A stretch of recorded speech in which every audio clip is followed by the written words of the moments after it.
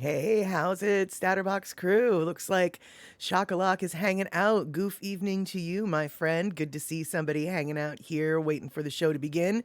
I was just about to hit play, and then I realized my microphone wasn't plugged in.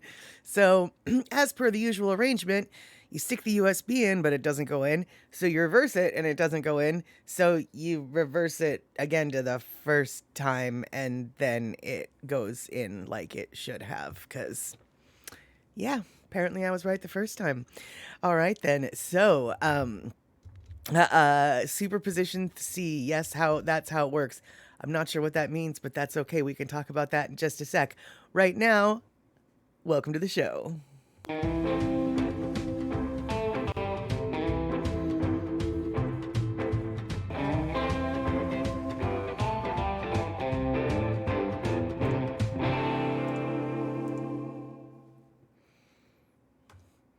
All right, it looks like a couple more folks snuck in during that Black Cat intro. Rick S., good to see you. It is a lucky day, 11/7. Hadn't even thought about that. I normally catch the 7-Eleven, but never the reverse. Good to see you here. And Michael Anthony Smith, hello to you. Glad you can stop in today. Darlene, super stoked that you're here as well. That's right. Let's do some of my favorite little super stokededs for my super stokeded people. Excelente. So, oh, good point. For actually, Shock. Shock says if you're German today is 7-Eleven. Actually, I think if you're like every place in Europe or maybe even the rest of the world, it's 7-Eleven. We are so backwards in our date times, which is problematic in this international society. I've definitely gotten confused about what date they mean when it's coming from another part of the world. Looks like Kenny from the Cove is here. Aloha. We missed you last night, Kenny, but thank you so much for providing the Slapshot movie. It streamed beautifully and good little movie, got us talking, and definitely a favorite amongst those who had seen it before. So I'm super excited that we were able to get that out into the StatterBox cinema universe. Let's see here. Looks like, yeah, totally. And so, speaking of the StatterBox cinema universe, Rick, you mentioned a movie yesterday about, I believe it was about like baseball, but I didn't write it down. And so, but I did say, let's talk about that later, and later is now. Hey, Ann Ware, good to see you. Aloha. Elaine, all right, sliding in the StatterBox situation. Yeah, right now we're, talking about more movies for the cinema. We've got a couple different, what are they called? Holidays coming up. So different themes and ideas to work with. And Rick was thinking super long term. I think he was talking about a baseball themed movie, which obviously will be more of a spring thing, but I didn't write down what that movie was. And so Rick, if you could, if you remember and you could pop that in the chat, I would be super stoked. But I'm even more stoked to see Dusty32. Aloha. Good to see you here. I'm excited you're able to catch this second Twitch stream. We are going to be talking about some movies that we're going to catch, or excuse me, that we might want to explore on StatterBox at the cinema. And also, I'm kind of curious what with one of the holidays coming up soon, Thanksgiving, I am a little bit curious about what all you all are planning. But before that, oh, Kenny, you are just reading my flippin' mind here. Okay, so, but before that, I thought we could talk a little bit about the movie that we watched last night, Slapshot. So, Kenny was just asking, Darlene, did Statter show you guys my super sweet Charlestown jersey? No, Kenny, I did not. Completely forgot to download it before the movie, but I did do it, and I wanted to talk about it today because all right, so boom, this is the jersey that Kenny is talking about, and that is a Hanson Brothers jersey. And all of us had some questions about the Hanson Brothers last night. But before I get into that, I'm going to say aloha to Yamamoto-san. So glad that you are here this evening for Chatter with Statter. We're going to be talking about various and assorted holiday plans, movies we might want to watch. But right now, we're talking about movies that we already watched yesterday. That is Slapshot. And apparently, the Hanson brothers are a very well known trio within the hockey community, thanks to the movies Slapshot, and Slapshot 2. Um, so we're going to get into the Hanson brothers in just a second. I want to see what Rick has to say, though. So Rick says, plenty more sports spoof movies. Wild Things. That's it. Wild Thing, Charlie Sheen. I think that was what okay. Hold on one second. We're going to go back. All right. I'm going to go back here, and then we're going to talk about the Hanson jersey in just a second. But Wild Thing, Charlie Sheen movie. And then, all right, so the longest yard. Yeah, longest yard. Now, Rick, you say Burt Reynolds or Adam Sandler. So did Adam Sandler do a remake of that Burt Reynolds movie? And then Happy Gilmore. Oh, that's right. You know, I've never seen Happy Gilmore, but I've heard good things about it. And Adam Sandler is kind of a goof. And honestly, sometimes when it comes to comedy like that, it really is hit or miss. And it's just like, yeah, I don't like that guy. Or yeah, I do like that guy. Dude, Adam Sandler, honestly, I can get why people maybe just don't like him, but I really do. I think he's funny. Anyway, yeah. So, okay, good.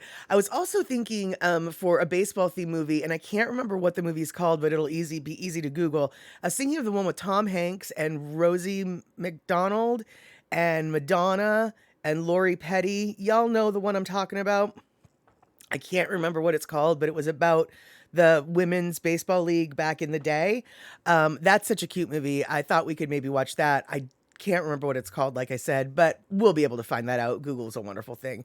A League of Their Own. That's it. A League of Their Own. Shock, you got it. Yeah, A League of Their Own. That's such a great one. Oh gosh, Chuck, you're tempted to try and get the Bad News Bears. That is such a great, I mean, really, we've been kind of, StatterBox at the cinema, and you on your movies have not been afraid to delve back into the 60s and 70s for content. So Bad News Bears would be a good one. I mean, that might be early 80s, but I think it's late 70s, isn't it? I think, yeah. Uh, Rick, have you seen the hockey player who visited the bank? He said he needed to get more checks. That's hysterical. Yeah.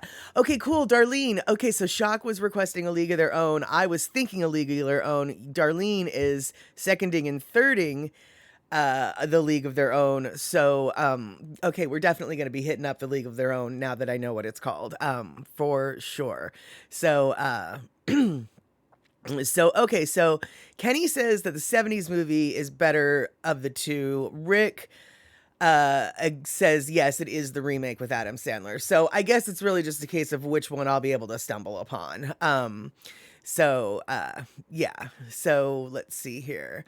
Michael Anthony Smith, you never saw Bad News Bears? Okay, yeah, so excellent. Here, actually, okay, Shock, if you beat me to it for your movie nights, I won't feel bad. But I am writing down Bad News Bears and then A League of Their Own. Cool. Yeah, those will be good sports themed movies for sure. And so in regards to the holiday movies, so the baseball ones especially, those ones are a little bit farther out, right? But I was thinking for some holiday movies, I believe someone recommended or suggested Elf, and I think that's that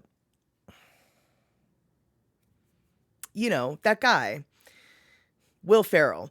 I think Will Ferrell's in that movie, and I've never seen Elf, but I hear good things about it, and Will Ferrell is definitely one of those comedians who it's just like, sometimes he's funny, but sometimes he just bugs me. And Elf always struck me as one of those, I don't know if he's gonna bug me in that movie, but I am totally stoked to see it in the holiday spirit. However, there's another holiday-ish film that Will Ferrell's in, and it's called Daddy's Home 2. Have you guys ever seen it? It's got Mel Gibson in it. I think Let's see, is it Donnie Wahlberg? No, Mark Wahlberg, one of the Wahlbergs.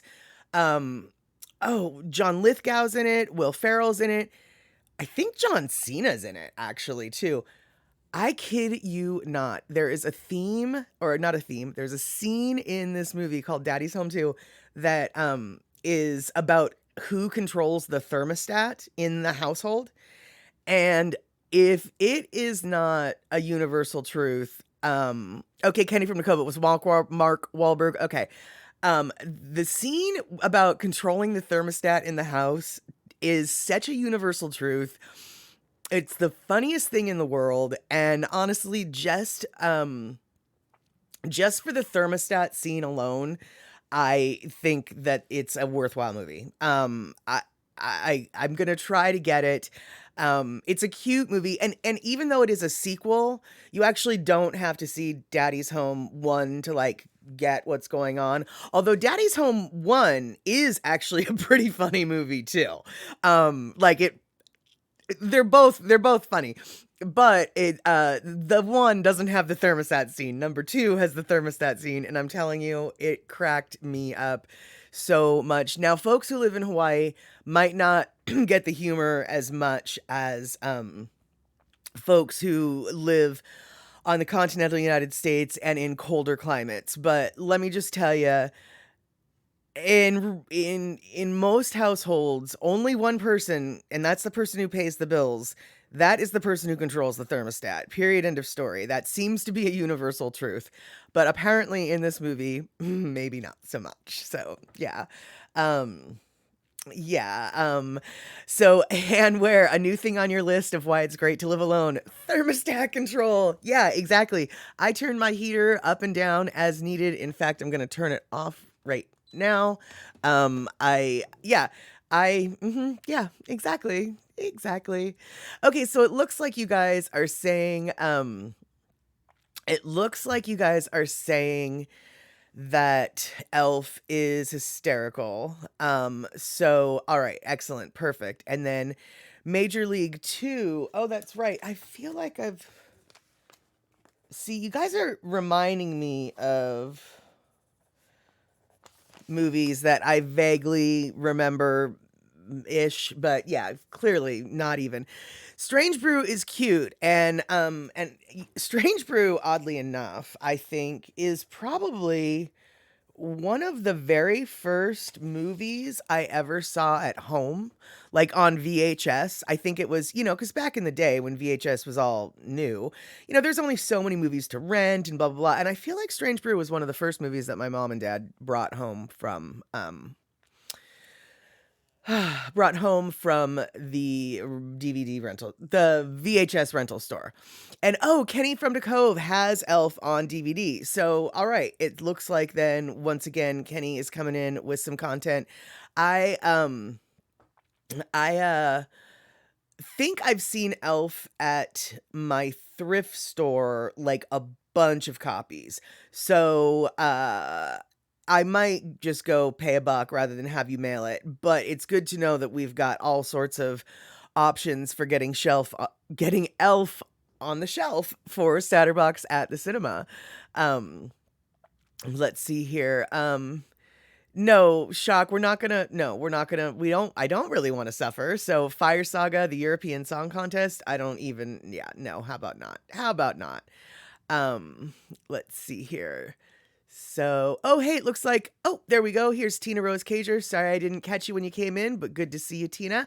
I'm so happy everyone's here joining the StatterBox crew, talking about everything and nothing in between. Let's see here.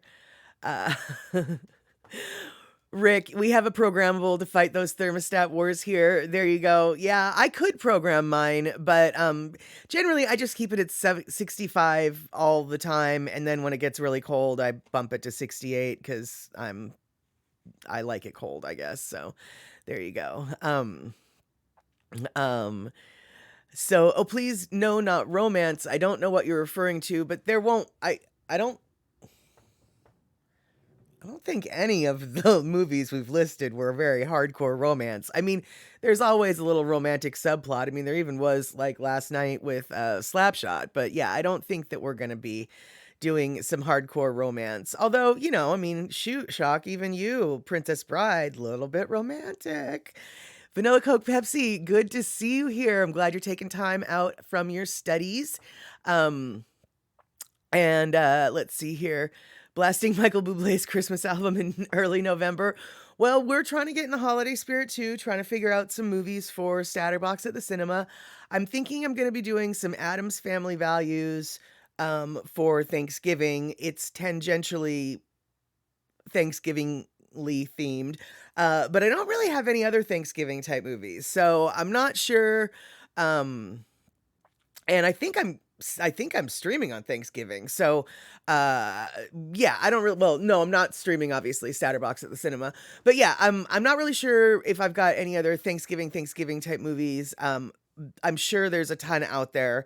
What with, I mean, coming home for family dinners is rife with dramatic and comedic plots. So I just can't think of any movies off the top of my head that, cover that. So, uh, let's see here. Oh, Love Pat, good to see you swinging on in. Fantastic. And oh gosh, so Rick, you spent all day outside working on yard cleanup and getting things ready for the cold white stuff coming soon. Yeah, that's right. You guys have that whole snow issue, whereas here this weekend, it's just been nothing but gale force winds, literally gale warnings, and gosh, squalls and downpours. It's a wonderful thing. We've needed so much water and rain, but oh God, it's really chilly and it's dark. And this whole time change thing, I mean, I think it's only Arizona and Hawaii that don't do the time change. Speaking of which, you guys, I want to remind you, I think I touched on this yesterday. So obviously still 4:30 West Coast time, Hawaii time that's 2:30 now, and then East Coast time it's 7:30. In Arizona, I can't explain to you what time it is right now. So if Arizona people want to tell me what time it is there, then I'll be happy to include it. But basically everything is still staying the same time for me. But if your state doesn't swing with the rest of the country, then things will be adjusted for you. Let's see. And okay, I don't know what Kenny from the Cove was recommending, but Shock's response, if you say so, who is Ryan Reynolds? That sounds like exactly something I would say. Yeah, there you go. So, and where you're in a small group of folks that doesn't get Christmassy until after Thanksgiving. Oh my. Shall I get started on my rant? Yeah, I totally agree. Thanksgiving, as far as far as I'm concerned, the war on Christmas shall continue as long as Christmas is illegally occupying November. And yeah, uh the illegal occupation of November, no. Now, the day after Thanksgiving Christmas can start. So late November, Christmas is totally acceptable. But that time between October 31st and Thanksgiving, that's the turkey's season. Don't be Santa's got enough going on. Let the turkey have, have itself its own time frame. I'm totally with you there, and don't. So consequently, yeah, actually here, I make a pledge. We will not be doing any Christmas movies until after Thanksgiving. Let me make that abundantly clear. And A Christmas Story is a really great movie, and I have considered streaming it because it's an awesome movie, but I'm thinking I'm not going to. I mean, I might. Don't get me wrong. But A Christmas Story is like a constant during the holiday season. I think that there's a cable channel that just runs Christmas Story 24 hours a day.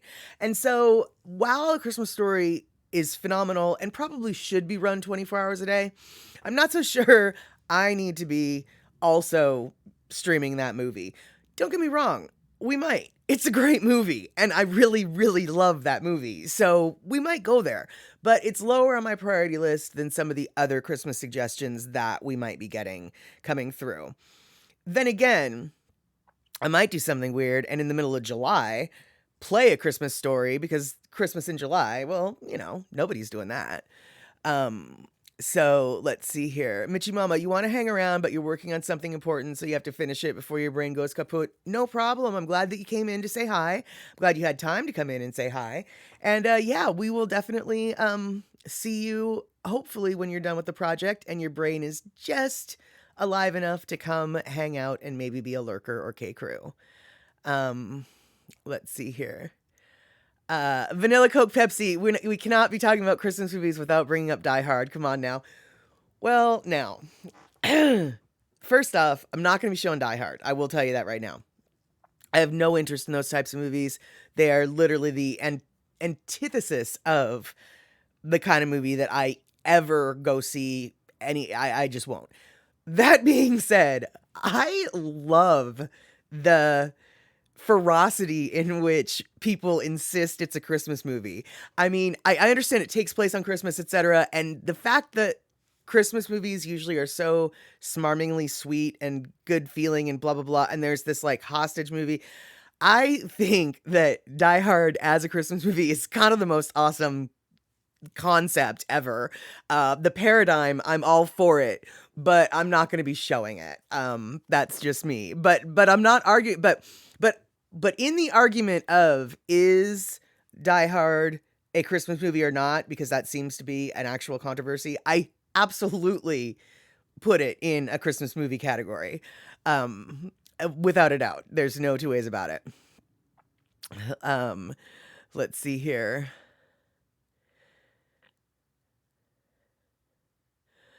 Yeah, oh, Kenny, Kenny, you are hysterical. You're like thinking everything is just, the hitman's bodyguard. Come on. And Shaq's just like, I haven't watched movies much since the early 90s. I am totally right there with you. Although I have heard of the hitman's bodyguard and I did think it looked interesting.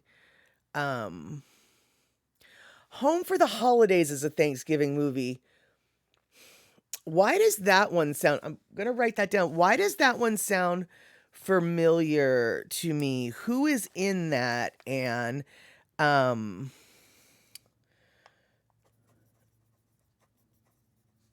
feel like that's like a Ben Stiller movie or something. Gosh, I'm gonna have to look that up. So let's see. Oh, it looks like Cindy Krause snuck in. I'm not seeing her at the moment, but I'm going to say hi just in case she did sneak in, and she is here. And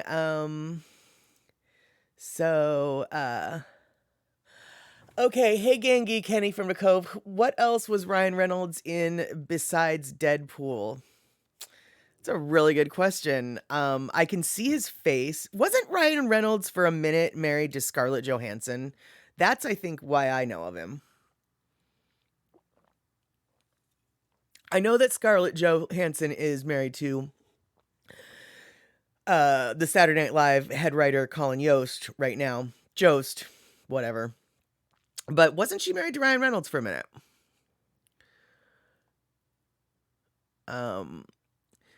Oh, Cindy. Okay, there you are. No rain there, but cold and gray. God dang it. I'm really wanting to wish you wetness and rain down there, Cindy. I know that seems antithetical to a happy wish and greeting, but I think you understand why. I think you understand why I wish the water on you. So let's see here. Right, and where you love Christmas, but it shouldn't overtake the whole of fall. Well, and honestly, there's a meme, and it actually is true. There are 12 days of Christmas, and none of them are in November. Christmas technically goes from what, the 25th of December to like the 7th of January. So, I mean, it has its own season, and it's quite a long season, but it is not in the fall. It is firmly a winter holiday. Absolutely. So, Kenny from Cove, you were recommending The Proposal with Ryan Reynolds for a romantic February movie. Well, I don't know how many romantic movies we're necessarily going to be showing here on the Okay, yeah, if it's funny, maybe we will. Um, we'll see. Now there is a movie that, I wouldn't call it romantic, but it is like it's a couples movie and it's about couples and the growth and love and marriages of two different couples. It's called Vacation Friends and it is hysterical and I think I've already talked about it and that's maybe more the type of February movie I might like to stream. Also because it takes place in the tropics and in February up here, I want to be in the tropics. Um um Yeah, vanilla Coke Pepsi. Right. The way Christmas works is October 31st is Halloween, and everything in between is Christmas, a break day for Thanksgiving, and then after that is Thanksgiving. Okay, wait, you just confused me. But you guys do Thanksgiving at a different time frame than we do Thanksgiving. So, yeah.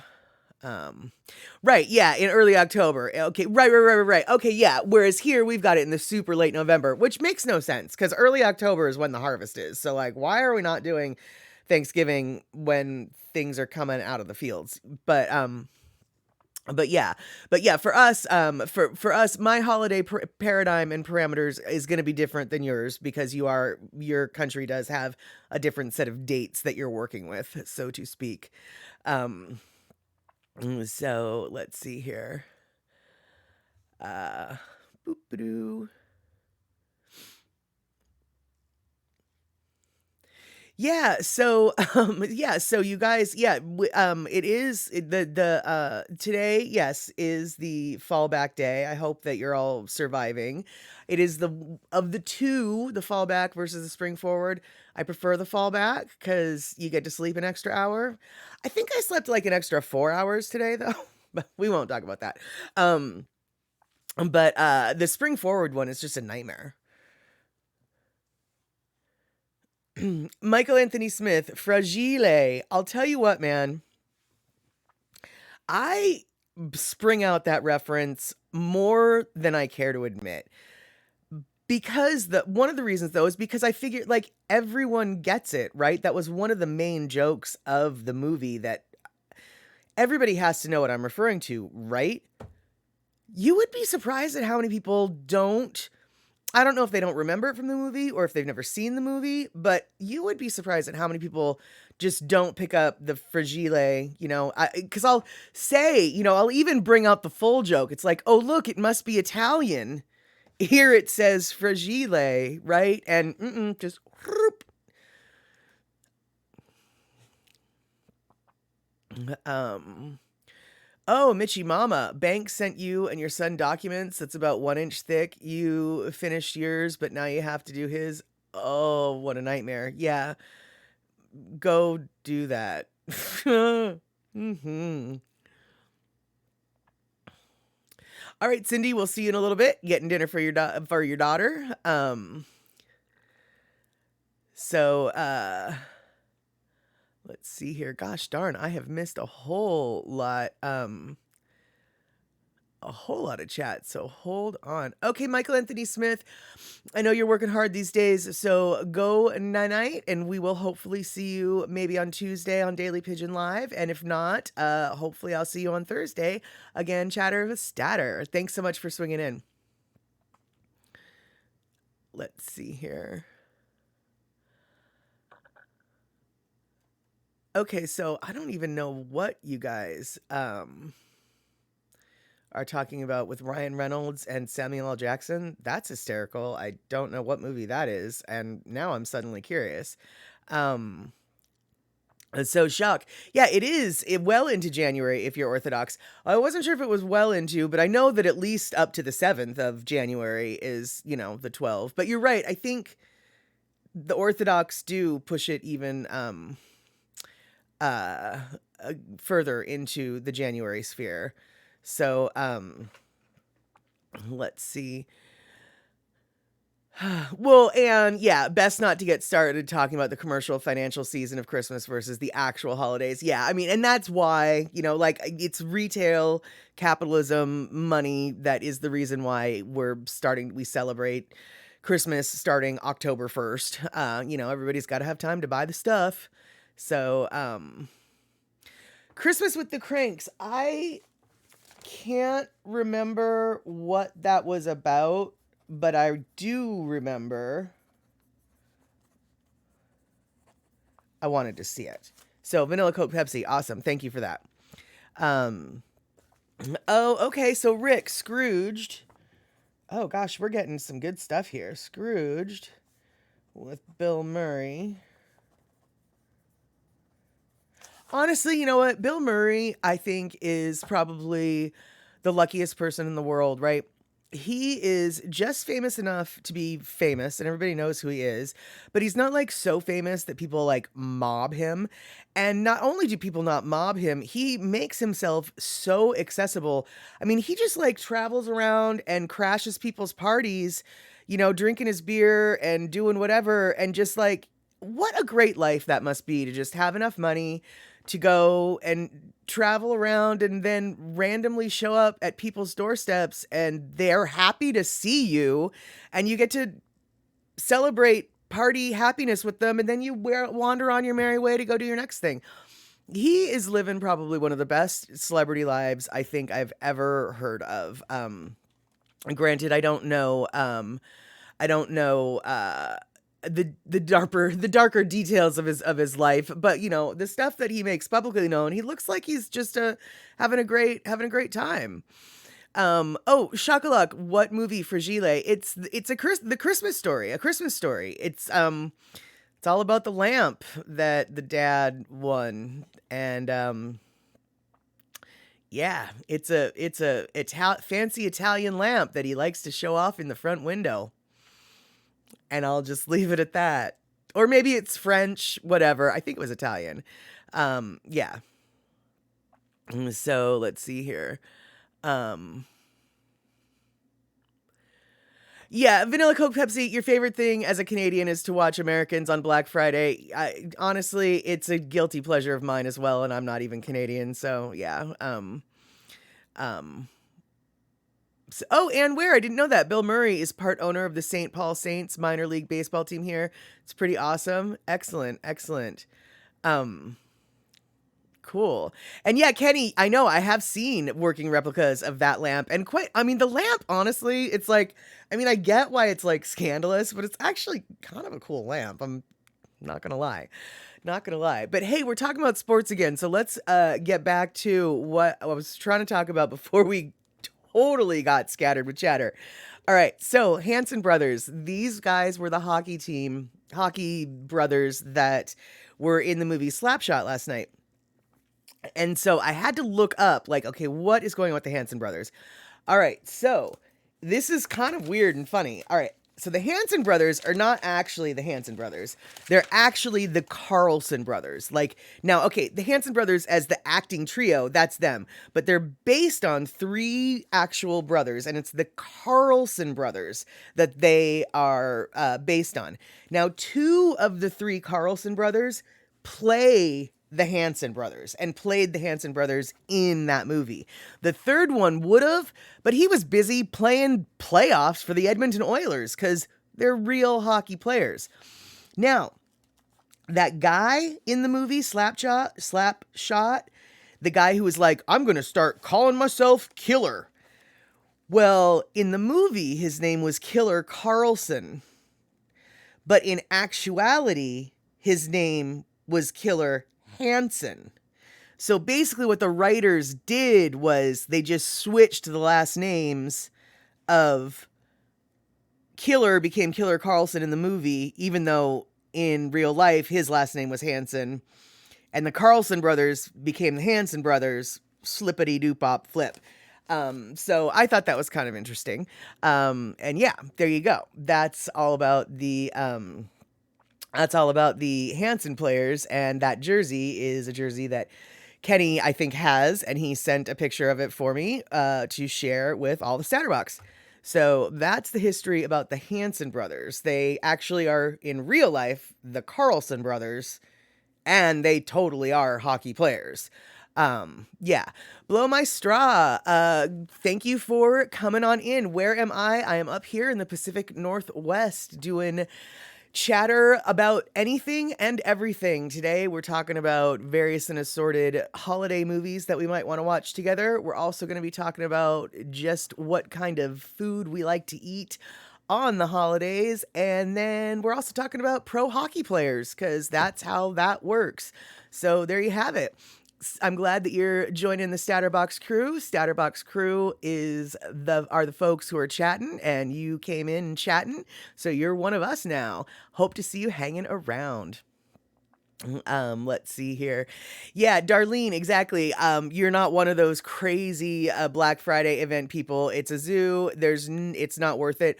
To tell you the truth, Darlene, I have thought about making a bunch of like either hot cocoa or coffee and going to the people who are insane enough to line up for hours waiting for the door to open and selling them like hot coffee for $5 a cup, and just, making some quick cash that way. I mean, I really, the logistics of like how to transport the coffee is really the only thing that's stopping me at this point. So, yeah, there you go. Hey, Andre, good to see you. You made it all the way to the good internet house. Oh, fantastic. Yeah, I missed you yesterday. You're always there on the weekends chatting it up. So yeah, Slapshot though, it was a good movie. If you haven't seen it, Andre, it's actually a pretty good movie with an oddly cute ending. I mean, like, I don't even know how to explain how a movie about hockey goons can end up with an oddly cute ending, but it kind of was. I don't even know how else to explain it.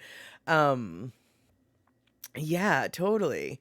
Oh, and where? Maybe a big backpack coffee urn. Well, now that's an idea. That's an idea. Okay, all right. Um, yeah, no, I'd need gallons. I know, that's the shock. Exactly. I would need gallons. And then I'd also probably want, I'd need the cups, I'd need the sugar, I'd need the stirrers, I'd need some cream. I mean, it turns into a whole thing, which is why I was kind of thinking like if I could get this like a cart of some, it's like I said, it's the logistics. It's the logistics. Yeah. Andre, it's a Paul Newman film, so it's always happy ending. Honestly, I think this might be the first Paul Newman film I've ever seen, so I have no idea. Yeah, I have no idea. Okay, Vanilla Coke Pepsi, but but is The Nightmare Before Christmas, is it a Christmas movie or a Halloween movie? That is a debate I will not venture into. Mostly because I could not and still have not been able to get past the first 10 minutes of that movie.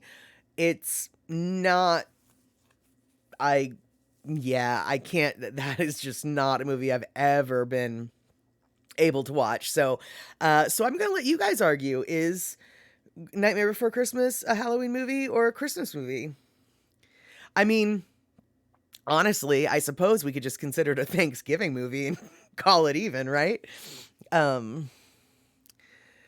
Let's see here. Okay, so first time chat.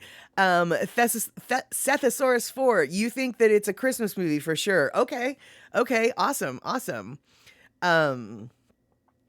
Let's see here. Yeah, okay, Andre, we have Pete's to-go boxes, and they give you everything, big box bottle thing. Yeah, actually, Starbucks has that too. Lots of places have that, but it's the time frame in which I would be doing this where the availability would be less than ideal.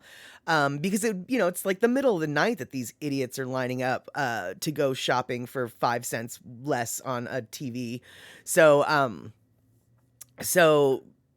yeah, I mean, these are all good ideas. I have considered them. And where they sell them giant backpack coffee dispensers, but you probably need a license to sell on the street. Okay, first off, no. I mean, what? The cops are going to come tell me to stop selling coffee? Yeah, I'll give the cops a free cup of coffee. Like, I mean, yeah, you might need one, but What are they going to do? And I say this as a tax preparer who prepares business taxes for people in the city of Seattle and the um, state of Washington. The fact of the matter is the state really, when it comes to like small businesses that are just starting out or lemonade stands or coffee stands, they don't care. You're not going to get, they're only going to get $15 out of you for the license because you're not going to have enough money for them to even have any taxes that you're going to owe them. And the state outright expects most small businesses to operate illegally and under the table for a certain amount of time before they finally do get their license. And so, sure, there might be some municipalities out there that could get super strict about the whole licensing thing, but the fact of the matter is, if somebody came at me because I didn't have a license, I would literally point and laugh at them straight directly in their face. And yeah, so there you go. Oh, hey, Andre, I like the way you're thinking. Truck stop coffee is 24 hours, and you know what? So is 7-Eleven. And I wonder if the guys at 7-Eleven like me. Like they give me free stuff sometimes. I wonder if I could buy a bunch of coffee from them, a bunch of pots of. Okay, now suddenly my brain is going in a different direction. So yeah, Andre, you're right. You're right. We've got truck stop coffee. We've got 7-Eleven coffee. We've got some things here. Okay, okay. And yeah, set the source for, okay, so for sure the storyline is based around Christmas mostly. Like I said, I've never seen that movie, Nightmare Before Christmas, but all of the still images that I've seen from it, it does really seem, well, maybe not all of them, but it does seem like it's, yeah, definitely, it seems like it's more of a Christmas movie than Halloween movie. Well, well, and okay, so you're saying, you're such an uptight person, I suppose, perhaps. And it is perhaps better to be safe than sorry. But the fact of the matter is, when it comes to licensing for this type of thing, I happen to work in an industry that gives me some familiarity with the requirements, the rigmaroles, the enforcement, the consequences, the everythings. And because I know, like, what are they going to do? Like, it just, um, I'm not uptight. I understand. I have enough understanding to have a firm grasp of the risk benefit analysis. If I didn't have a firm understanding of the risk benefit analysis, I probably would be a lot more uptight about that. But in this particular subject, this particular topic, what are you going to do? Take my coffee, dump my coffee on the ground? I mean, whatever. Yeah, whatever. And honestly, like, seriously, if some cops did, I'd just be like, here, have some free coffee and off with you. Yeah, so blow your straw. Yeah, you can see some skin. As you can see, I've got some tattoos, and there you go. I don't yeah, I'm not about to do a strip scene like at the end of Slapshot, which was the oddly wholesome and funny ending to the movie that we saw last night. And Rick, exactly 2 words, voluntary reporting. That is 1000% correct in regards to taxes. And so there you go. Andre, the Starbucks secret police might come after you if you go on their turf. Well, I don't think so, because Starbucks will be very much closed by the time I go doing this. However, my sister used to work for Starbucks. Both of us live in Seattle, so we're sort of familiar with Starbucks culture. We were in Boston. We were in Boston, and we went to a Starbucks to order our coffee.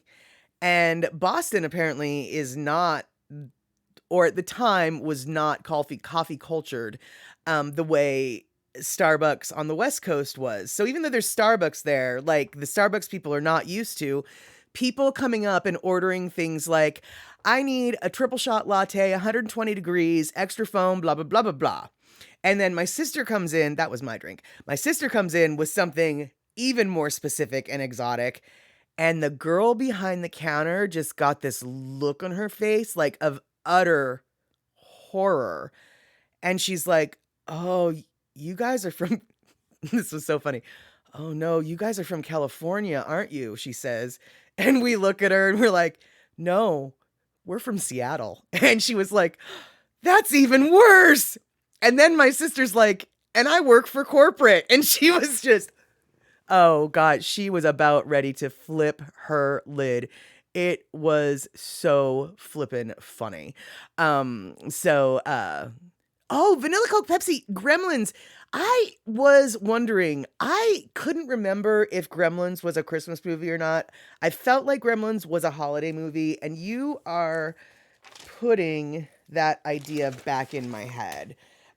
Because Gremlins is such a not expected holiday type movie, but I think it is a Christmas movie, isn't it? Sort of. I mean, tangentially. So I want to look into that. That is good. Um, um, let's see here. Sethosaurus 4. The bank has money, right? And people need money, right? So just take money from the bank. I don't see a problem in that plan. I don't know what you're quoting, but that is that's funny. And no, I don't see a problem with that plan. I mean, I see a little bit of a problem with that plan, but not too much. So Kenny from the Cove, thank you so much for 100 bits. That is so awesome. Yeah, Andre, the only problem with the plan that Seth is the armed guards and the police that back them up. Yeah, exactly. But hey, yeah, Seth, seriously, sometimes I do think that those guards are just there for show. But the cops that come after somebody pushes a button, they are not there just for show. Not at close. Not at all. Oh, sorry, Vanilla Coke Pepsi. We've got too many Seths in the house. That's so funny. Holy crumb, Andre, awesome. Thank you so much for the 300 biddies. We are super stoked. And okay, so okay, cool. Gremlins does take place over Christmas. I'm not just making that up. Okay, and right. See, dude, it has been so long since I've seen that movie. I mean, I honestly think the last time I saw Gremlins was in the theater when it came out. So, it was a while ago. But this is absolutely golden suggestion for a Christmas movie, because who thinks of Gremlins as a Christmas movie? Just like who thinks of Die Hard as a Christmas movie? Well, some people do, because they're weird, maybe, or something. Yeah. Oh, Pocola T, good to see you. I'm glad that you're able to make it in here today. We are basically talking a lot about movies, and I had some other things we were going to talk about, but alas, the chatter is scattering, so we'll see if we get back to them. Let's see here. So actually, yeah, let's see if we get back to them. I needed to, oh yeah, I remember. I want to talk about Thanksgiving, actually. Yeah, Andre, Bad Santa, I don't know. I have reservations about that film. I don't know why, but it is on my list. I did have it listed as part of my thought process. So we'll see. Sethosaurus 4, you heard that those submachine guns are fake. I would not believe that they were fake. The police and how the police are staffed in Europe is very different than here. And the police and the military are often not necessarily one and the same, but they sort of flow into each other. And so I am not so sure that the submachine guns are so fake in places like, Italy. Just saying that from knowing people who have had to deal face to face with the police who happen to have those submachine guns. So,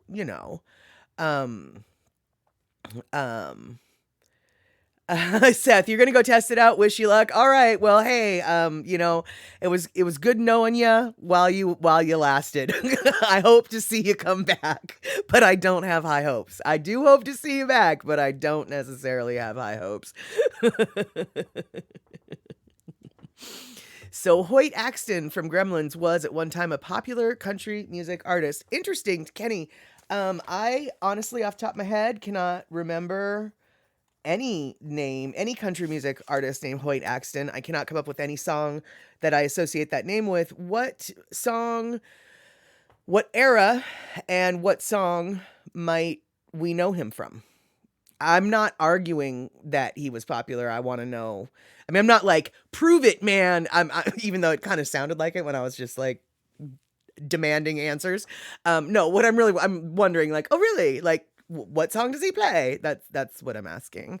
Um, so yeah, guns and movies. There we go. The gun thing is actually a brand new way that the chatter scattered. So, um, yeah, and where in France you don't mess with the police. They aren't fake, but they do have espresso and brie and baguette for lunch.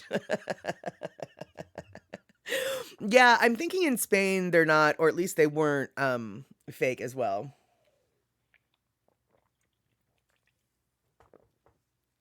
Yeah, brie is one of my favorites. You know that, but brie, great soft cheese.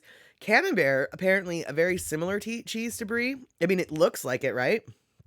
But oh my god, camembert tastes like ammonia. I mean, it just is the worst flavor. It tastes like some sort of fumigation in my mouth. Whereas brie is delicious, And like they look like they're identical, but they're not. Evangelina. Okay, that name sounds familiar. That song name sounds familiar. I'll definitely have to check that out. Uh so are we talking about Brie Larson? I don't know who or what Brie Larson is, but Brie is a cheese. And we're talking about cheese. We're talking about yummy cheeses. Um let's see here. So, yeah, the first person to think of milking a cow, well, I don't know, dude. I mean, they saw what the baby could do. I mean, it sort of seems like necessity is the mother of invention. And when you're hungry, you decide, maybe that dandelion leaf is something I want to put in my mouth. Um, oh, vanilla Coke Pepsi. You actually know that answer. Awesome. Okay, there you go. Um, the police in Sicily once gave you a good lunch recommendation. Well, I'm not surprised. They probably know all the local businesses, right? Um, um, and where? Oh, okay, so Dan Ware's all hoity and toity. Good French camembert is great. A lot of American camembert is awful. Double and triple cream cheeses look alike. Brie, camembert, etc. Okay, yeah, okay. So I'm not the only one who's like, I can't tell that apart. I don't know. Um, so Whoa. Okay, that is kind of weird. All right, so Andre says, "It's funny traveling through France and coming across cities that are now food names like Roquefort. And I even went through a town in France named Condom. That would be weird.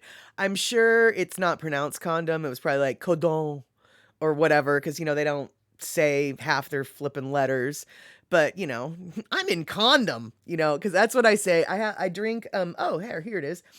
I drink LaCroix and it's the grapefruit flavor, only they don't call it grapefruit. They call it the French word, which I pronounce pamplemousse. And it drives my boss nuts because she speaks French and she's just like, it's not pamplemousse. But I call it pamplemousse, even though that's not really how I'm supposed to say it. Oh, okay. Wow. All right. Hold on. Wait. Vanilla Coke Pepsi is dropping some serious knowledge, and this totally makes sense. Vanilla Coke Pepsi says when cows died, the milk inside of them would spoil and smell bad, so they would have to squeeze the milk out of the udders to make it not stink. So instead of wasting the milk, they milked cows and knew that it was healthy since babies and calves drank it. Oh, and where no, it's okay to be hoity and toity, because hoity and toity means you know all about the good foods. And you know why some of the good foods are good sometimes, but some of the good foods are not good other times. So no, hoity and toity is good. Um, let's see here.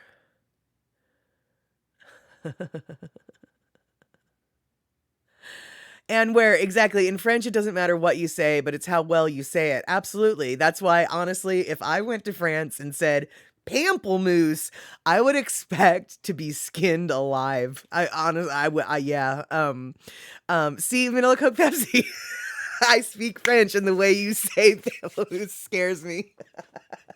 That's part of the point. I mean, I'm very specifically saying it wrong. To tell you that I don't know how to say it right, but I am really I'm overemphasizing the wrongness. And really, it was Andy Bumatai that taught you the cow fact. Okay, awesome. That totally makes sense. Andy worked on dairy farms, so if anybody would know, I would totally I would totally expect him to have that knowledge. Um, let's see here. Okay, so Anne Ware, you lived in France for a year in high school, and believe me, you have to learn all about cheese to survive. Yeah, I would imagine. I would imagine. There's worse things, though, really. I mean, I suppose for some people, learning about cheese is maybe the worst thing if you're vegan or lactose intolerant, right? But for someone like me, like that sounds good. Um, so yeah. Let's see here. Oh, really, Andre? In France, outside of Paris, they're not so language police like. Well, that's good to know. And truth be known, all of the warnings I've gotten from people about speaking French are Paris oriented stories, etc. So yeah. Um Darlene, you find trying a recipe just to use the freshest ingredients and all will be fine for the most part. I That to me is the secret of the best type of cooking. If you've got fresh ingredients, you can keep it simple, and it doesn't even need to be fancy, because the fresh and quality ingredients will shine for themselves. Honestly, if I have, you know, a zucchini, excuse me, a zucchini fresh from the yard and a piece of fish that someone just brought out from the river, I'm not really doing much more than some salt, pepper, butter, maybe add some onion, and a couple herbs, and we're happy with what we're just eating right there. Um, let's see here. Vanilla Coke Pepsi says Quebec French over France French any day.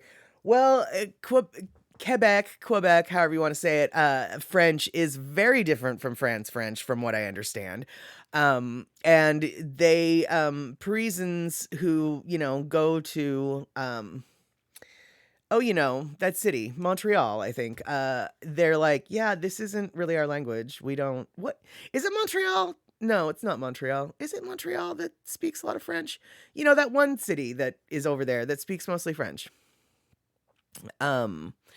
You can tell I know what I'm talking about, so always take my word for it. Yeah.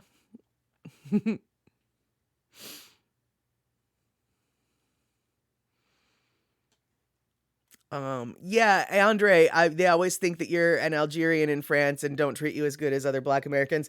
Not at all surprised about that. I mean, I'm not justifying it by any stretch, but yeah, the Algerians in France are, definitely considered their own class, which is sort of unfortunate, because it's like, well, you do understand, France, why Algerian folk are up in your country, right? The colonization that you did all down in theirs, it created this thing. So what?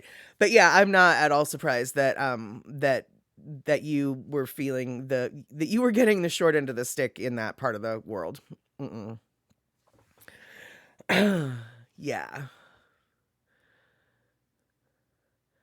Acadian French is also kind of different. That's the stuff they speak down in Louisiana, isn't it, Shock? Or am I making that up? Okay, it is Montreal, and that is in Quebec. Thank you. I apologize for my absolute lack of geographical astuteness in regards to Canadian cities. I always second guess myself in regards to like Ottawa and Ontario, which one is a city, which one is the province, and just little things like that. So you can point and laugh at me. Feel free. Feel free. Um, let's see here.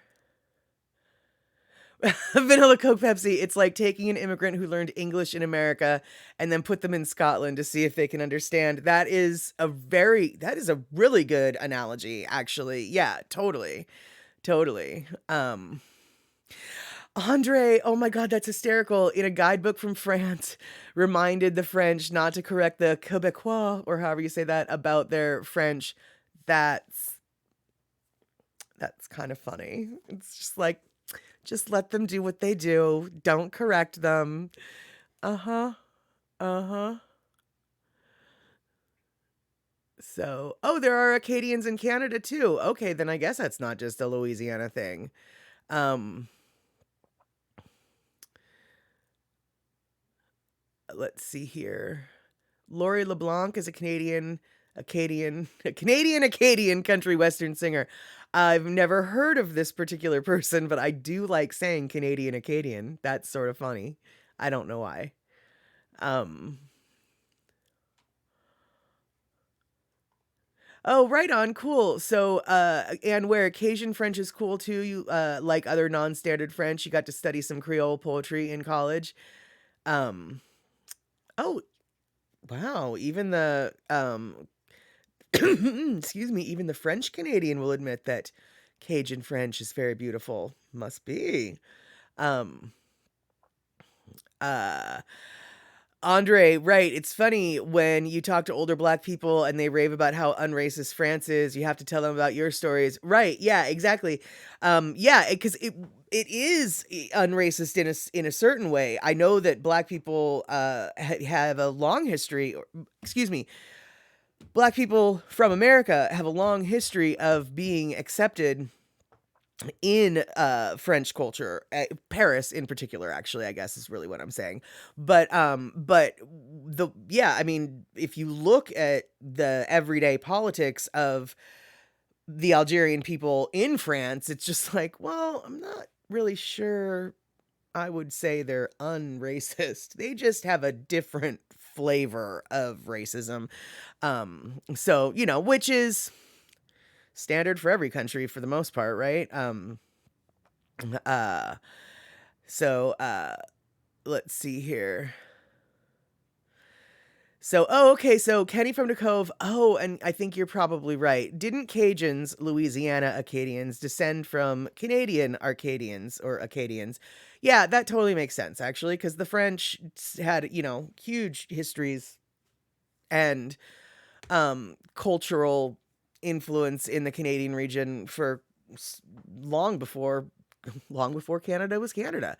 So um in Quebec there is a lot of, I do not know the word for it, but hate against other Canadians who aren't Quebec. Yeah, yeah. Oh.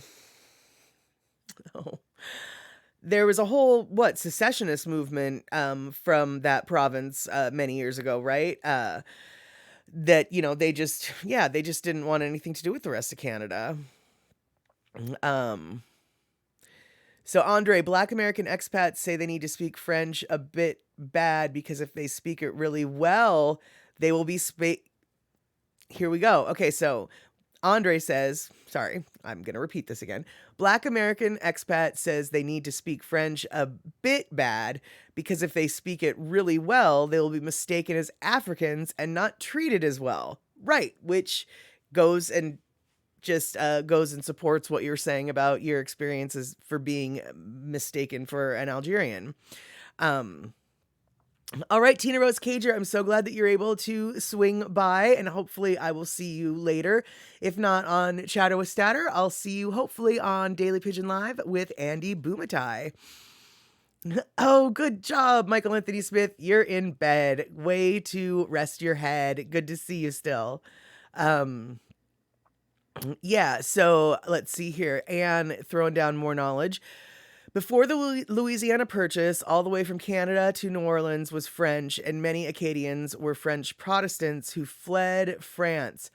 Oh, oh, okay, yeah. Suddenly this puts a conversation I had in perspective that sorry, I won't get into that. But yeah, all right then. Um, so vanilla Coke Pepsi, it's actually funny how you're Spanish, but you only speak French and English and kind of fluent in Spanish, but still. Well, I mean, I have I have friends who are, whose last name is Garcia and they don't speak Spanish. Um, I mean, it's where you live, right? Um, oh, right, the Huguenots, the French Protestants. Okay, it's all, yeah, it's all coming back now. It's all coming back now. Yeah, no, so to go into more detail about what I said I wasn't going to talk about, I was talking to somebody in Canada and I made reference to how French schools must be Catholic. And she was like, oh, no, no, no, you got that all wrong. And so, that is why when this conversation was happening, suddenly I was like, oh, what that person said suddenly makes way more sense to me. Yeah, there we have it.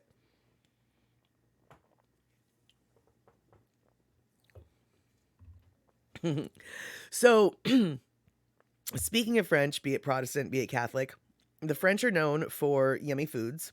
And we are vaguely dancing around the topic of Thanksgiving. So let's talk turkey, shall we?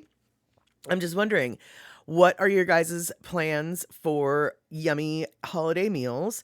Are you thinking turkeys? Are you thinking roast beefs? Are you thinking field roast? Are you thinking big ol' elk stew? What is the plan? Um, what is the plan for your holiday dinner? I was thinking I might buy a tiny little turkey for two reasons. First off, I love to make turkey stock. Turkey stock is far more superior than chicken stock. But my barista told me about this thing that one of her friends does with all the leftover Thanksgiving stuff. They make a leftover Thanksgiving dinner pizza. And they use like gravy for the sauce and with the turkey and with whatever. And she said it's just like a sort of like a pot pie, only it's a pizza pie. Um, but it's pizza pie.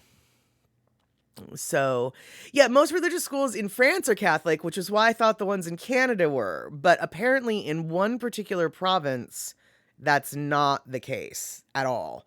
And I can't remember what province. I want to say Saskatchewan, but I also really want to be like, no, it's not that at all. So I'm not going to tell you if it was Saskatchewan or not, but that's what I want to say. In that one province, it's like different. So, vanilla Coke Pepsi, you got that wrong. A lot of all French schools are Catholic, but it's the school's choice, and most schools are bilingual, being half the day in French and the other in English or pure English, and have French class. Yeah, vanilla Coke, that's true in a lot of the provinces, but one of the provinces, apparently, like, it's all backwards. It's not that way. And I cannot remember what province that is, but I'm gonna say it's Saskatchewan, and I might be wrong. Um, So it looks like Anne is doing some turkey and chips and ginger.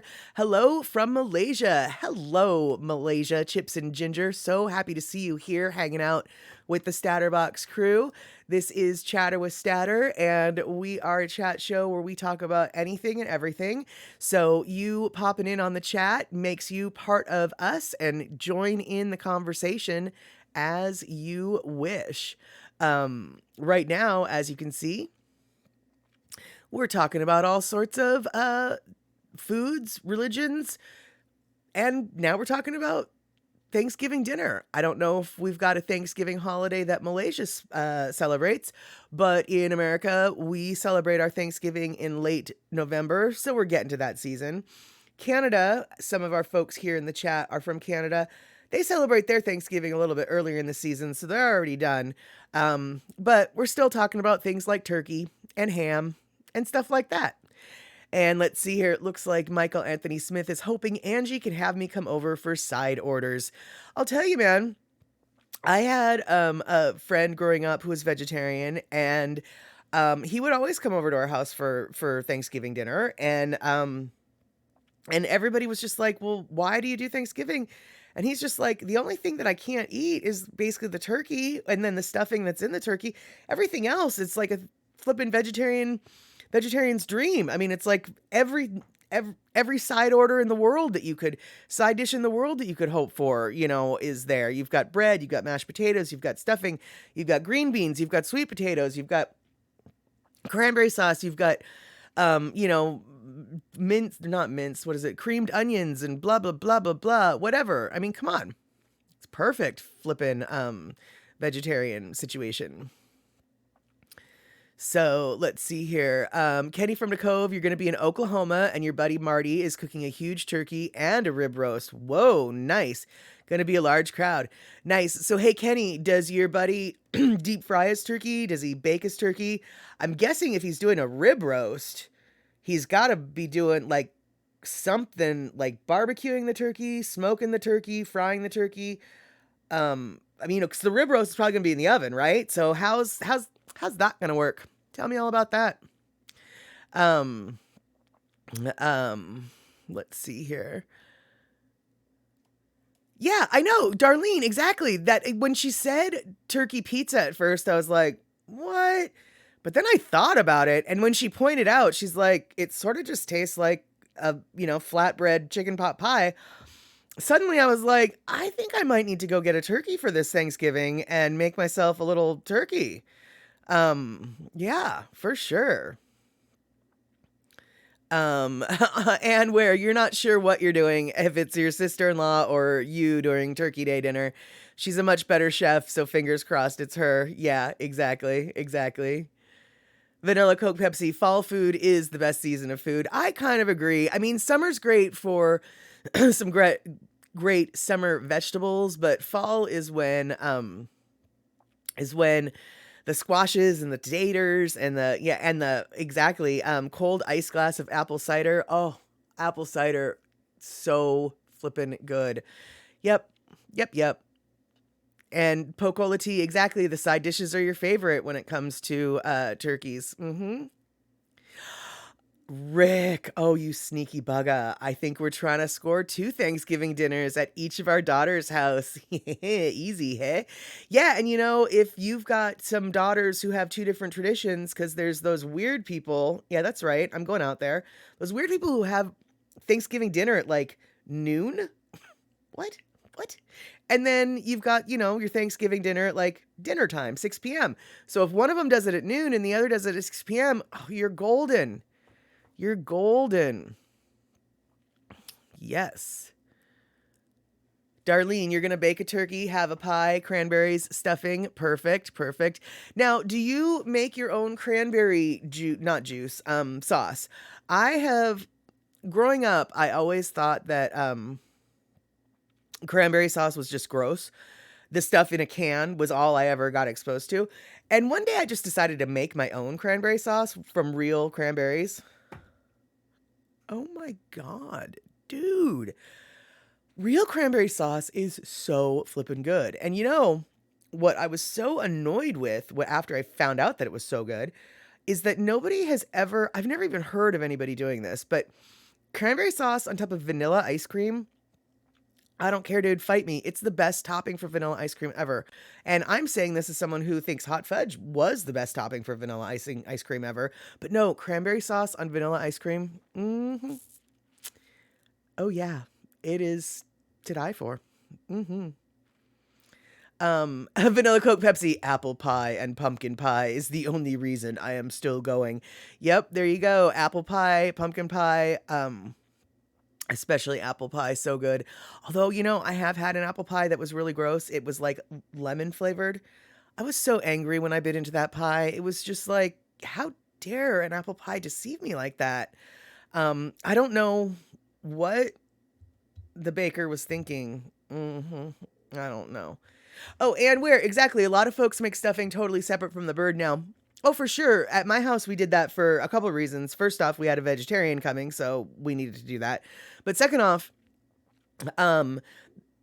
everybody really loves the stuffing, and so there's not enough room in the bird to stuff enough stuffing that everybody wants. And then also it makes the bird cook takes so much longer to cook. And it's a little bit riskier with food poisoning, etc. So it really makes sense just to do the stuffing as not stuffing. Yeah, there you go. Cindy Krause, you'll cook a turkey dinner, but may also go hang out with friends. Several turkey dinners is the best. That's funny. So Andre, your family is a bit divided this year, so I guess you'll have to make a choice what group to eat with. Perhaps, or if, you've got two different schedules, you can maybe schedule in 2 meals, and really fill that belly that day. Yeah. Oh, Andre, turkey tamales for Thanksgiving. That sounds delicious. Oh, sign me up. I call it picola tea. I call it stuffing, but my grandma called it dressing. And honestly, when you don't cook it in the bird, really, I guess you should call it dressing, right? But I always call it stuffing. Um, oh, Kenny, Marty's gonna slow smoke that turkey. Yep, that sounds good. That sounds very good. Cindy Krause, I like pumpkin pie for breakfast. I don't see anything wrong with pumpkin pie or apple pie for breakfast. I mean, it's if somebody can eat a Pop-Tart for breakfast, which has, as we're finding out, no actual strawberry in it. If they can eat a Pop-Tart and consider it breakfast, then something with real apples and actual pastry crust. Yeah, dude. Yeah, for sure. Andre, we call a different one summer dressing, summer stuffings. Okay.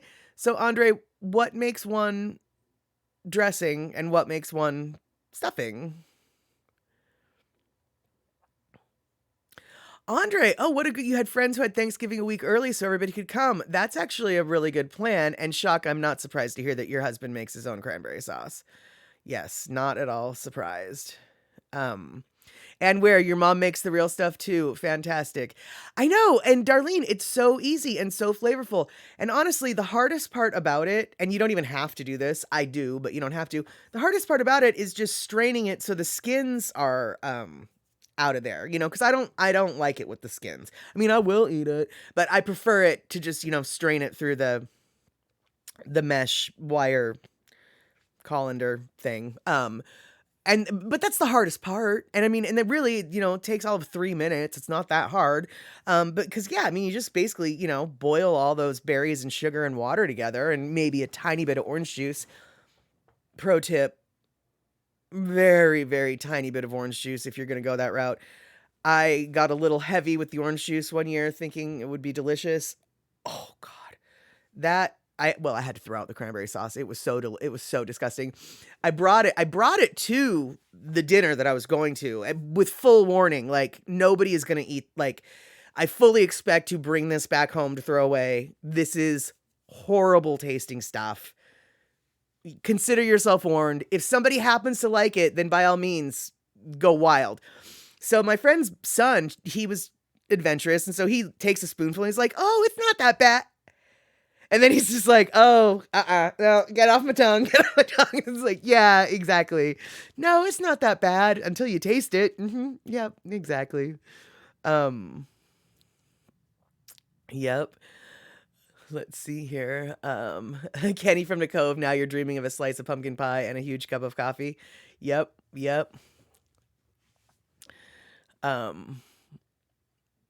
Yeah, pumpkin pie with real pumpkins from what I not from a can. I've never done that before, but from what I understand, that is obviously going to be superior.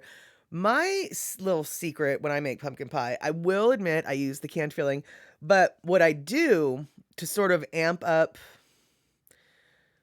the multi-dimensional flavor of a pumpkin, I like to roast a sweet potato and mix in roasted sweet potato, not with the skins, obviously, in with the pumpkin. And for some reason, it gives it more of a fresh pumpkin-y flavor, basically, even though I'm not adding fresh pumpkin. Mm-hmm. And yeah, Michael Anthony Smith and Picola Tea, you're totally right. It's really leftovers are what Thanksgiving is all about, right? Right.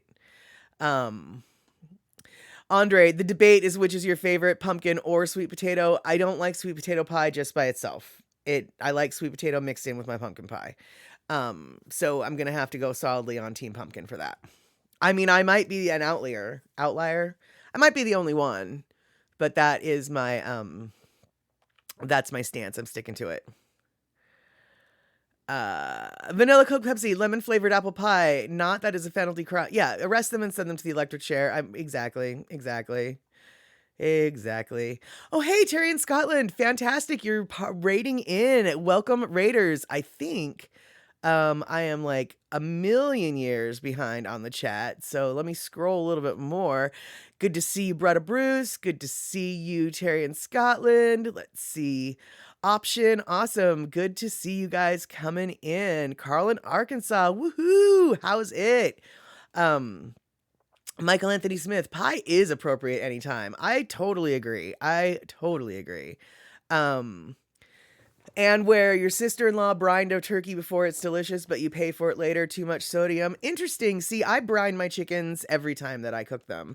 In fact, I am a firm believer in it is impossible to cook a chicken properly without brining it, because that is what keeps the breast meat moist, is the brine. But I suppose, yeah, if you're sensitive to sodium, then that's not a good thing.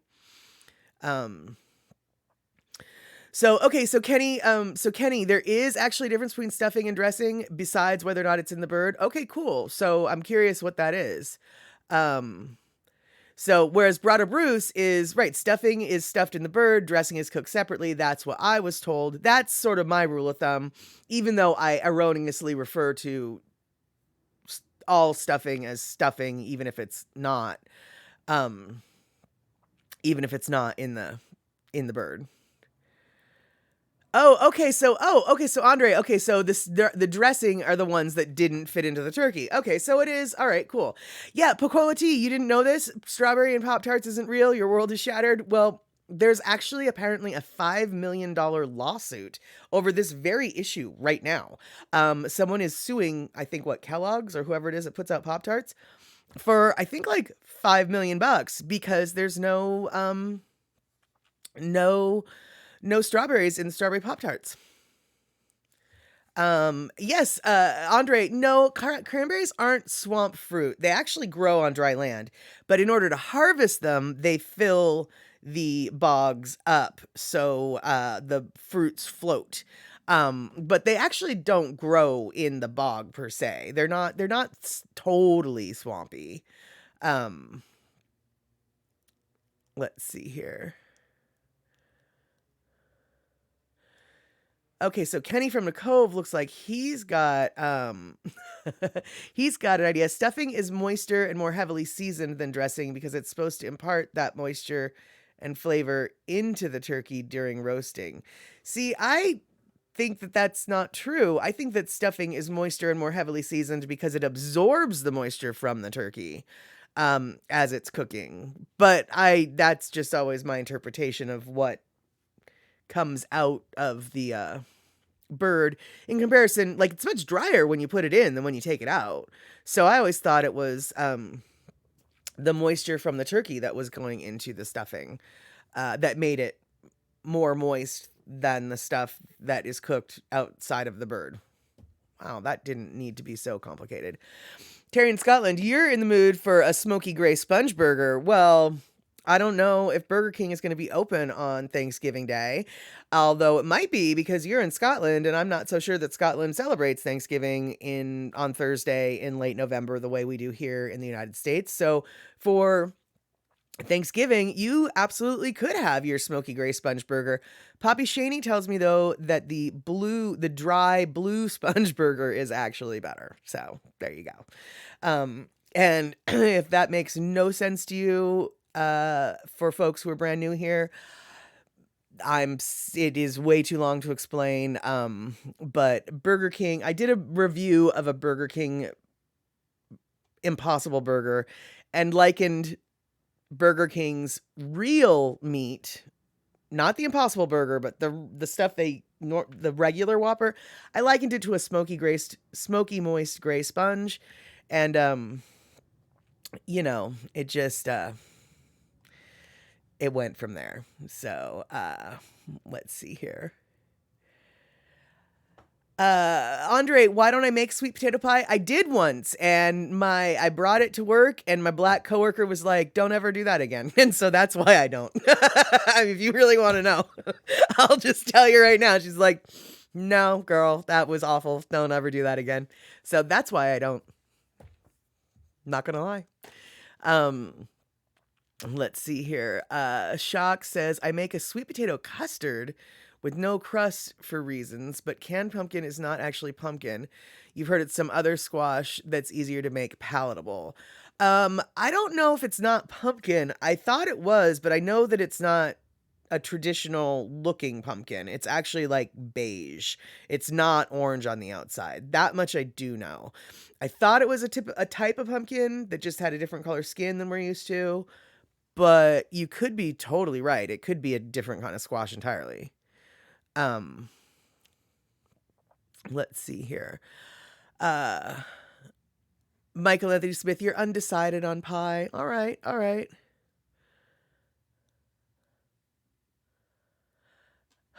And where, see, right, orange is volatile. And where I once made cheesecake and got carried away and made the crust with orange flavored biscotti.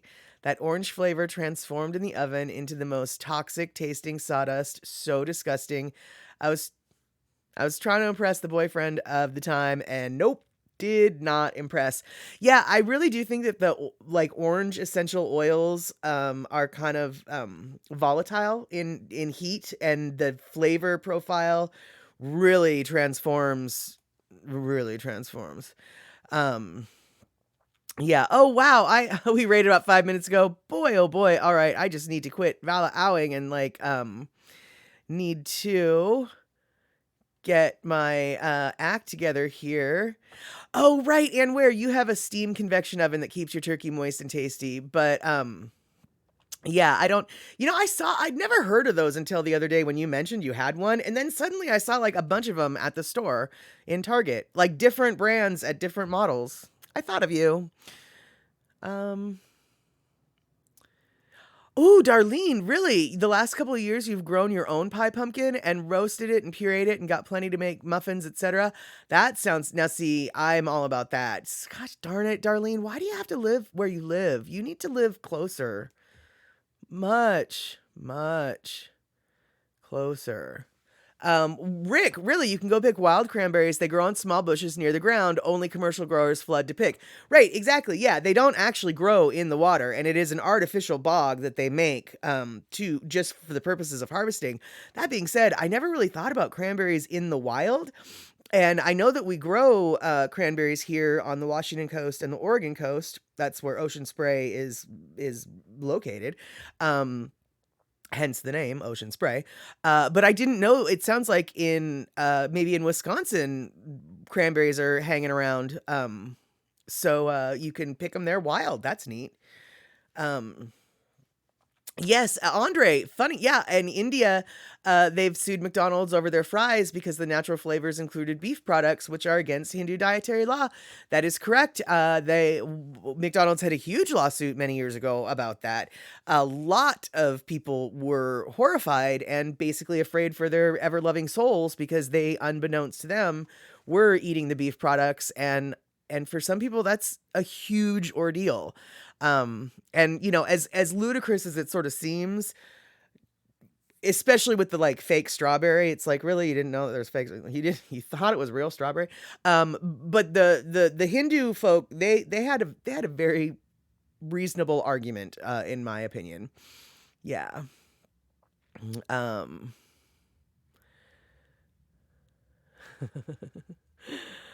Let's see here. Boy, oh boy, I am absolutely behind the everything.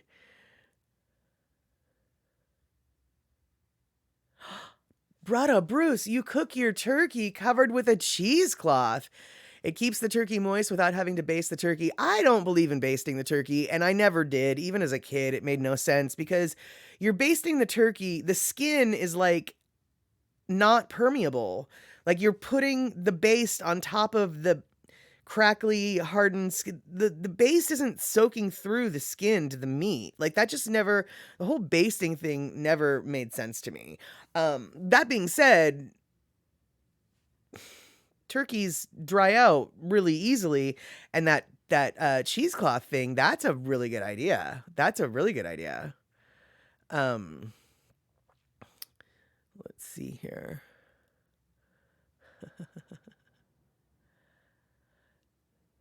So Rick's telling me at the cabin we used to pick wild blueberries, wild blackberries, and wild cranberries, and we would when we could still reach the ground. That's funny. Yeah, we don't have any wild blueberries in Washington that I know of, but we do. We have a lot of wild blackberries, some of which are native, some of which are not. If you ever come to the Pacific Northwest and you notice huge vines of blackberries, huge thorny vines that are on virtually the side of every Western Washington road, it seems. And like we're talking, vines that are big and like thorny vines that are big, that are like 25 feet long kind of vines. Those are the Himalayan blackberries, and those are the invasive species. And the fruit really isn't that good. This year the fruit was okay because it was dry, and so the fruit didn't get oversaturated with water and got insipid with no flavor. But the wild blackberries, they grow super close to the ground, and their vines are much tinier, and I have a huge patch of them, and by huge I actually mean like 5 foot by 5 foot patch of them on my hillside, and I'm trying to get my hillside to get covered with the native blackberries because the native blackberries are really rare around here, and the fact that they volunteered in my yard just pleases me to no end. And the fruits there are so strong and sweet and full of blackberry lusciousness. Oh God, they're just the best. Um, well, Terry in Scotland, okay, so how about hooking the turkey up to a grease IV? Honestly, that seems a little bit more reasonable. Like, they do have those injectors, and to me, when I saw those injectors come to the market, it made way more sense than basting, because the skin, I mean, I don't know the physics of it, okay, but to me it seems like you put the turkey grease on the skin and it just rolls down the skin. It's not going in to the meat, right? Right? Right? Yeah, Rick, exactly. Wild berries are tastier, but way smaller than the altered stuff in the stores. Absolutely. Yeah, the wild blackberries in my, the trailing blackberries in my yard are, I mean, like the size of my pinky nail, whereas the Himalayan blackberries that are the invasive species, they are practically the size of my thumb. I mean, they're huge. They're also wild. They're not a commercial variety by any stretch of the imagination. But they also aren't nearly as tasty. So, okay, so Shock, you thought the baste was for the skin to like what? Keep it crisp, get it crispy? Now see that I don't know if that's what you thought it was for, but like if that makes more sense. But Brother Bruce was saying instead of basting to keep the meat moist, and it's like I never thought that the basting kept the meat moist to begin with. In fact, and in fact, the opening of the oven and basting and then closing and then opening of the oven, like that messes with your temperature regulation, and that's not good for the cook. So Elaine says, I baked about 6 to 8 pumpkin pies for many years, gave to take home and one for me. Even made your own crust. Absolutely. Now my daughter bakes with frozen crust. Still tastes delicious. We used canned pumpkin. I made from the orange pumpkin once. Yuck. No flavor, but pretty color. Right. Yeah. Not all pumpkins are created equal in regards to making them for pumpkin pie. And from what I understand, how you cook them matters. Like, you really kind of want to roast it and get the good umami flavor going in and caramelization of some of the sugars. but I've never roasted a pumpkin, so don't so ask Darlene what she does, I guess. Yeah, there you go. Um, so Andre, so we got the Yeti blackberries in Washington. Oh yes. Oh yes, we do. Oh yes, we do. And the vines, I mean, the vines will take over. Well, they will literally grow an inch a day during peak growing season. And so, over the summer span, a vine that just comes out of the ground can literally end up being 25 feet long by the end of the summer, which sucks. You really have to keep on top of them.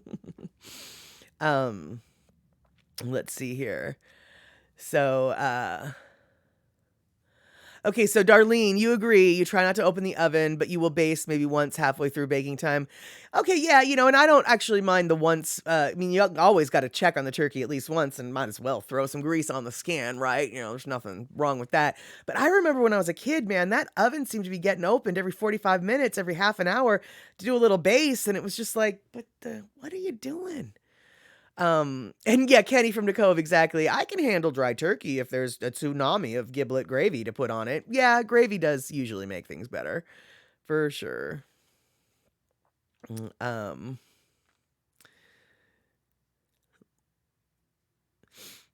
Brother Bruce, oh, yes, and telling Darlene this, citrus in the cavity of the bird also helps adding moisture. Yes. I had a boyfriend once who insisted on making like huge Thanksgiving dinner, and his previous girlfriend showed him, and the reason why he insisted on making the Thanksgiving dinner is because he wanted to show off how good his turkey was. And why was his turkey so good? Because his previous girlfriend had showed him how to make good turkey. And the secret to the good turkey was putting oranges in the middle. And I will tell you what, as much as we've just been bad mouthing the flavor of orange and heat and how it can get all messed up, oh, heck no. That is not the case when it comes to oranges in the cavity of a turkey. If you haven't tried it and you don't have anything to put in the middle of your turkey and you have an orange hanging around, serious as a heart attack, I recommend putting an orange into the cavity. Like, cut it in half, get the juices and whatever. Brother Bruce, you are so right. And then, yeah, add some aromatics, some onions, maybe some sage, some whatever. But yeah, seriously, the citrus in the cavity of the turkey, I've only tried it with orange, so I mean, maybe lemon will work. But seriously, dude, I wouldn't recommend pamplemousse, um, grapefruit, as it were. But yeah, I'll bet you lemon would probably be good, lemon chicken, but I can guarantee that the orange is super tasty. Um, So, Pocolati, cooks who deep fry their turkey swear it turns out really moist, yet the purist in me feels like it's cheating a little bit unless it's in the oven. Well, I'm not going to say it's cheating. That being said, I can appreciate where you're coming from. But honestly, I don't think that fried turkey is nearly as good as everyone says it is. I think that turkey that's roasted in the oven is super good. And then turkey that's smoked, the way Kenny's going to have some turkey that's smoked, those are, to me, hands down, the best ways to prepare. The fried turkey, now I've only had fried turkey twice, but it was just like, I mean, and it was talked up so much that maybe it was good, but because it was talked up so much, it was like not as good as I thought. But it was just like meh. I'm meh. Yeah. Carl in Arkansas, your wife stuffs the tough. All right, we're gonna try that one more time. Your wife stuffs the turkey with lemongrass. I've never heard of such shenanigans, and that sounds brilliant. Lemongrass, just a little bit of that citrus essence. Ah, yeah, I might have to try that. And plus, the thing that I like about lemongrass is it's sort of, fibrous and it sticks together, so it like comes out. Um, it's easy to remove in one piece as well. um, all right. So, okay, hold on. Hold on. I've got a lot of things here. Um, Andre, so how will the orange fit with that beer can in the turkey? I've never heard of beer can turkey. I've heard of beer can chicken. I just didn't know that the beer can was big enough for the turkey. I don't know. I'm sure if you got creative, um, it would be good. So let's see here. Okay, Elaine, this is what I want to talk about. I also made sweet potato pie, Southern style. Yummy. Then my Okinawan blood made me try the Okinawan purple sweet potato. Pretty purple color and very sweet compared to white sweet potato. But my friend from Alabama loved the taste, but ate it with her eyes shut.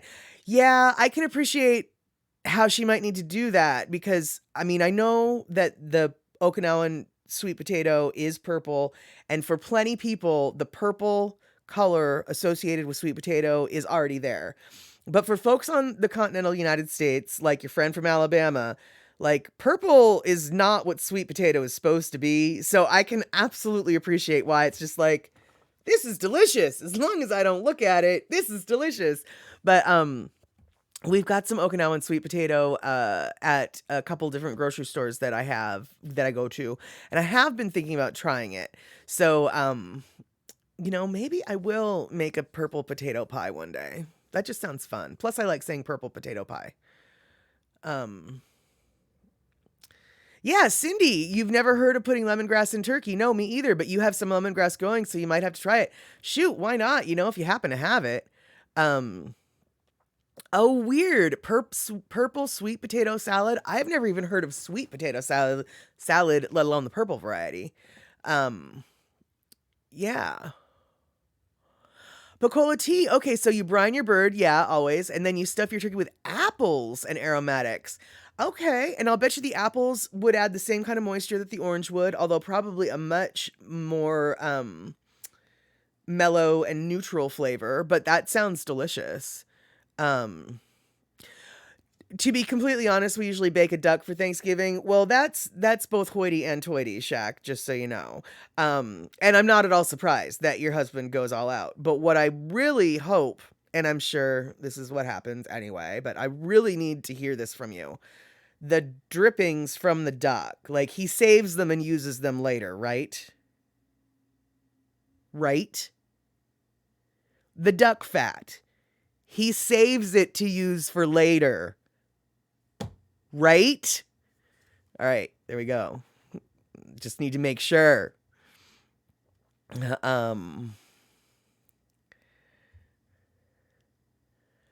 Okay, so speaking of Kenny from a Cove, speaking of grapefruit, if y'all can get your hands on a Rio Star grapefruit from the Rio Grande Valley in Texas, give it a try. They're sweet, not sour. Okay, all right.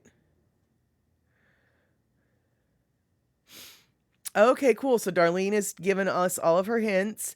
Wash your pumpkin, cut it in half, scoop out the seeds and the pulp. Seeds and pulp, by the way, if you have friends who have chickens, the chickens love the seeds and pulp, and it acts as a nice little natural dewormer, apparently. So if you know people who have chickens, they would love to have your pumpkin pulp and seeds, just so you know. So you want to bake that pumpkin 350 till tender when poked with a fork. Let it cool a bit. Scoop out the filling into batches into a good blender. Puree till lump free. Can use right away or refrigerate till later. Awesome. There you go. Yeah, Terry knows what I'm talking about. Goose or duck, plenty fat. Exactly.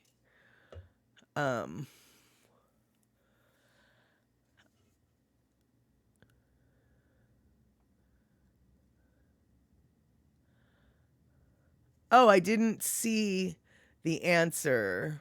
Oh, yes. And we keep the duck fat for later uses. All right. It's good to know, Shock, because I needed to know. Yes, from what I understand, Andre, duck fat cooked French fries are probably the best. And where that look, don't go up against the statter teacher look. Yep, exactly. Not when we're talking about food and duck fat. So, Brother Bruce, I like Okinawan sweet potato with coconut milk and make a mash. I'm sure it could be also used for pie.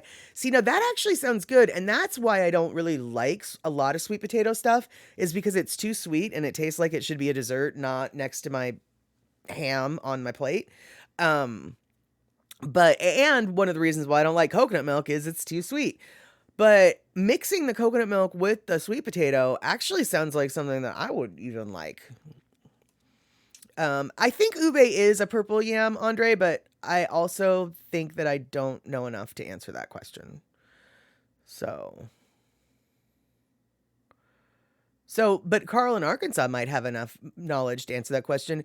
So, your wife had a bumper crop of ube this year, huge. And is that a type of purple sweet potato, ube, or is it a different thing? Um, yeah, Kenny, that's what I was thinking. If you're gonna try the beer can thing on a turkey, you better get a Foster's. Size kind of matters when it comes to that. Yeah. Um, and where don't waste duck fat. Write it 200 times on the board. You got it. You got it. Um, yep. Okay, so yes, it is. Ube is sweet potato. Okay, that's what I thought, but I know enough to know that I don't know. So, there we have it. All right, excellent. Um, See, Brother Bruce, I'm not so sure I would agree with you. Sweet potato with coconut milk mash is good with pork chops. I know that pork is traditionally served with sweeter things, but I'm not so sure I don't know if I would like that. I mean, I would like both, but separately kind of thing. Like I don't know if I'd like that as a meal. Um and then Andre says in Tahiti there's a version of poke that's made with coconut milk called poisson cru. I don't know how to pronounce that, so we're going to assume that it's pronounced the way I said it. You like it better than applesauce? Yeah. Well, and like I was saying, is pork chops usually serve with something sweet. So, um, Terry in Scotland, duck down and goose down is good for pillows too, and James Brown is great for getting down. That's it. Yes. Um. Okay, so Elaine, all right. So telling Darlene, yes, I did that for pumpkin puree. The Japanese kabocha tastes great baked that way. Yeah, I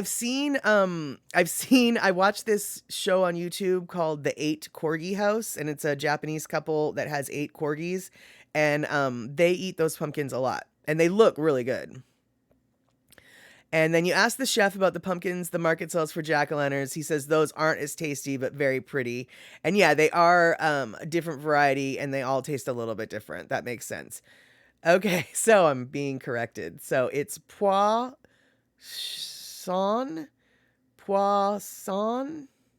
whatever. All right. It's something that I'll have to hear before I can say it. Um so excellent. Cool. See, all right, Andre, this is something that I've had no proof of and no footnotes for. My thesis is absolutely made up of just gut instinct and, well, duh. But you are coming in with actual knowledge, which is by analyzing the DNA of 1,245 sweet potato varieties from Asia and the Americas, researchers have found a genetic smoking gun that points the root vegetable made it all the way to Polynesia from the Andes nearly 400 years before Inca gold was a twinkle in Ferdinand and Isabella's eyes. And I'm not at all surprised. I have argued with absolutely no evidence that that South America and the Polynesian islands are connected, historically speaking, way longer than we as white colonizers from Europe have ever recognized. That's just how that goes. I've already gone off on it before.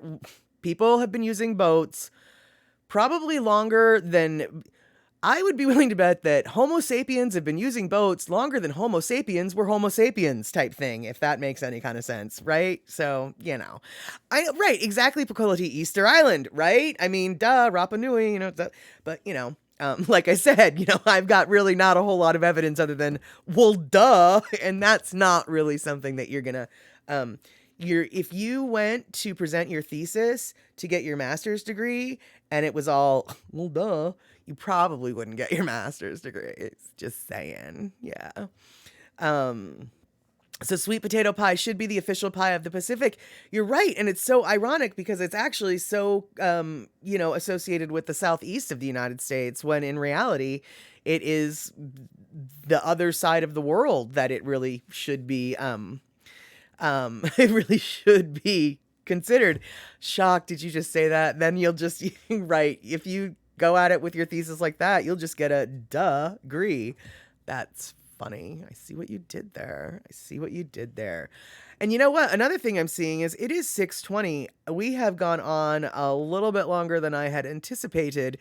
So I think we're going to have to wrap it up in just a little bit, but not until we get over what Andre just dropped, because he just dropped some seriousness, and let's see what that has to say.